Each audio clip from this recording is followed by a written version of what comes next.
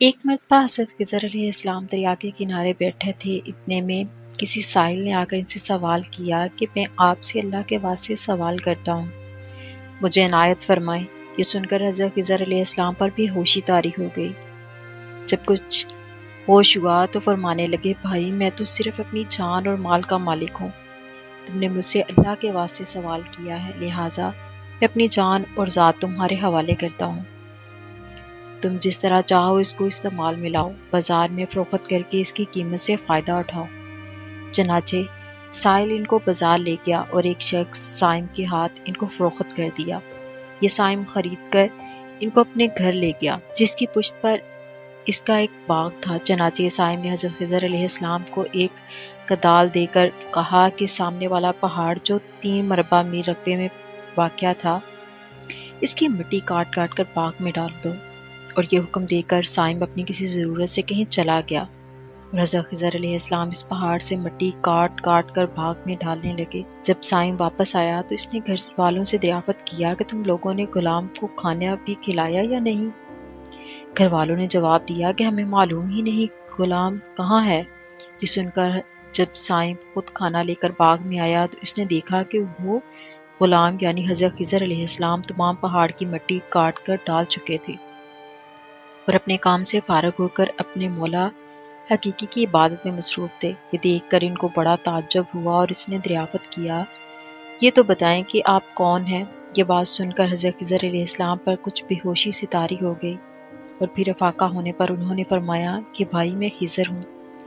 جس کو سن کر سائم کے ہوش اڑ گئے کہ تو نے یہ کیا کیا، ان کو غلام بنا کر ایسے کام پر لگایا، یہ تو انتہائی گستاخی ہے۔ پھر یہ سوچنے کے بعد سائم نے توبہ کی اور پروردگار سے عذر خواہی کی ساتھ حضرت خضر علیہ السلام کو آزاد کر دیا۔ اللہ تعالیٰ کی بارگاہ میں عرض کیا کہ رب العالمین مجھ سے اس کا مواخذہ نہ کیجیے گا، کیوں نہ کہ میں ان کو جانتا نہیں تھا۔ اس کے بعد حضرت خضر علیہ السلام نے دعا فرمائی اور سجدہ شکر بجا لائے کہ میرے پروردگار، میں تیرے ہی حق میں غلام بنا اور تیرے ہی حق میں آزاد ہوا، اس پر تیرا شکر گزار ہوں۔ بعد ازاں واپسی کی اجازت لے کر جب دریا پر واپس آئے تو دیکھا کہ ایک شخص کھڑا دعا مانگ رہا ہے کہ اے میرے رب، حضرت خضر علیہ السلام کو غلامی سے رہائی عطا فرما دے اور ان کی توبہ قبول فرما لے۔ حضرت خضر علیہ السلام نے یہ دیکھ کر شخص سے دریافت کیا کہ آخر تو کون ہے؟ تو اس شخص نے بتایا کہ میں تو شاذون ہوں۔ آپ کون ہیں؟ انہوں نے فرمایا کہ میں خضر ہوں۔ اس کے بعد شاذون نے کہا کہ اے خضر علیہ السلام، آپ نے اپنے رہنے کے لیے مکان بنا کر دنیا طلب کی ہے، کیوں کہ حضرت خضر علیہ السلام کا دریا کے کنارے پر ایک عبادت خانہ تھا۔ بس یہ سن کر وہ فوراً میدان میں نکل آئے اور وہی اللہ کی بات میں مصروف ہو گئے۔ اس کے بعد حضرت خضر علیہ السلام نے اسی جگہ پر ایک درخت لگایا اور اس کے سائے میں عبادت شروع کر دی۔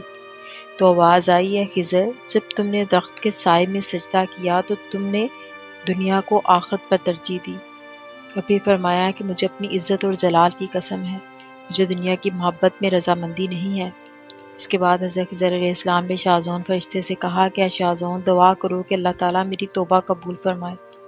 چنانچہ شاذون نے دعا کی اور اللہ نے شاذون کی برکت سے حضرت خضر علیہ السلام کی توبہ کو قبول فرمایا۔ خدا کے برگزیدہ بندے اسی حالت میں رہتے ہیں جو اللہ کو منظور ہو۔ بے شک ہماری فلاح بھی اسی میں ہے کہ زندگی کے ہر موڑ پر آنے والے ہر پیچ و خم میں ہم راضی رہیں، اللہ تعالیٰ کی چاہت کو سامنے رکھ کر زندگی گزاریں۔ دعا ہے کہ اللہ تعالیٰ ہمیں اس واقعے سے سبق حاصل کر کے نیک بننے کی توفیق عطا فرمائے۔ آمین۔